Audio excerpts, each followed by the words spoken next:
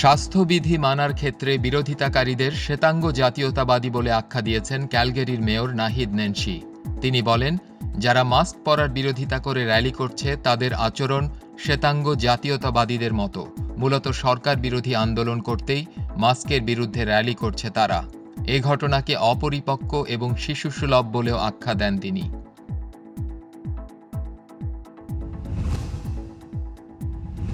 দেশ জুড়ে থাকা লং টার্ম কেয়ার সেন্টারগুলোর মান নিশ্চিত করা প্রশাসনের কাছে সবচেয়ে গুরুত্বপূর্ণ বলে জানিয়েছেন ফেডারেল মন্ত্রী ডমিনিক লেব্ল্যাঙ্ক। ন্যাশনাল স্ট্যান্ডার্ড কাউন্সিলের সাথে বিশেষজ্ঞদের একটি স্বাধীন দল এ নিয়ে কাজ করছে বলেও জানান তিনি। করোনার প্রকোপের কারণে এসব সেন্টারের মান পর্যালোচনা করা হবে বলে জানান মন্ত্রী।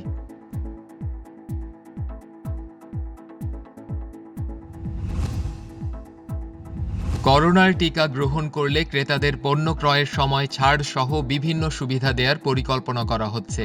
ফেডারেল সরকারের সাথে বড় বড় বাণিজ্যিক প্রতিষ্ঠানগুলো সমন্বয় করে এই সুবিধা দেবে। মূলত করোনার টিকা দিতে সাধারণ মানুষকে আগ্রহী করতে এই উদ্যোগ। এর আগে যুক্তরাষ্ট্রে এমন সিদ্ধান্তের কথা জানান মার্কিন প্রেসিডেন্ট বাইডেন।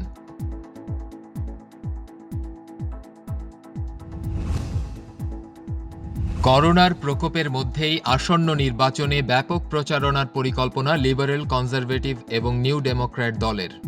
গ্লোবাল নিউজ জানায়, এরই মধ্যে নির্বাচনী প্রচারণার খরচ যোগাতে দাতা গোষ্ঠীগুলোর সাথে চলছে রাজনৈতিক দলগুলোর যোগাযোগ। অনলাইন প্রচারণা, ডকুমেন্টারি এবং টিভি বিজ্ঞাপনের মতো খাতগুলোতে এ অর্থ ব্যয় হবে।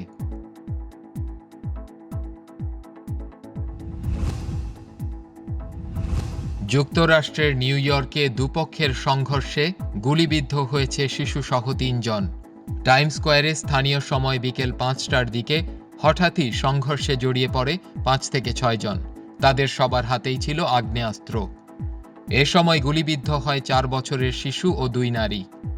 এ ঘটনায় আটক করা হয়েছে একজনকে।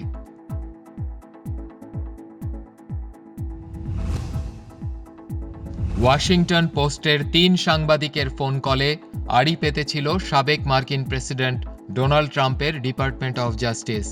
ওয়াশিংটন পোস্ট জানায়, যারা ২০১৬ সালের নির্বাচনের সময় রাশিয়ার ভূমিকা নিয়ে কাজ করেছিলেন তাদের আইন বিভাগ থেকে চিঠি দেওয়া হয়েছে। সেখানে ওই সাংবাদিকদের ফোনে আড়ি পাতার বিষয়টি উল্লেখ করা হয়।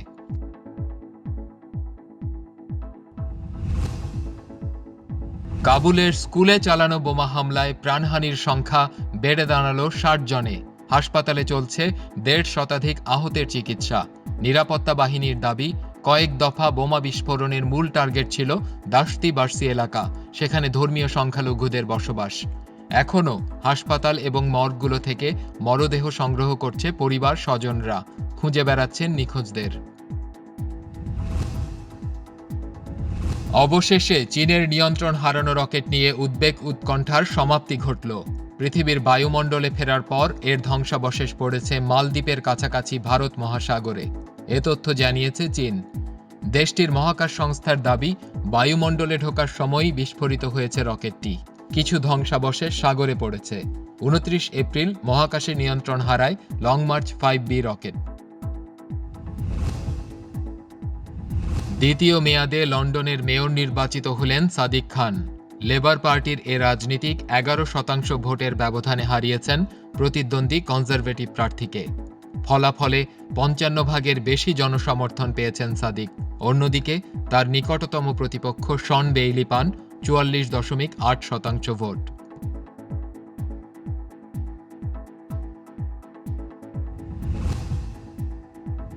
চিকিৎসার জন্য বিদেশ যাওয়া হচ্ছে না বিএনপি চেয়ারপারসন খালেদা জিয়ার। স্বরাষ্ট্রমন্ত্রী আইন মন্ত্রণালয়ের বরাত দিয়ে জানান, ৪০১ ধারা অনুযায়ী তাকে বিদেশে পাঠানোর সুযোগ নেই। শর্ত সাপেক্ষে তাকে মুক্তি দেয়া হয়েছে।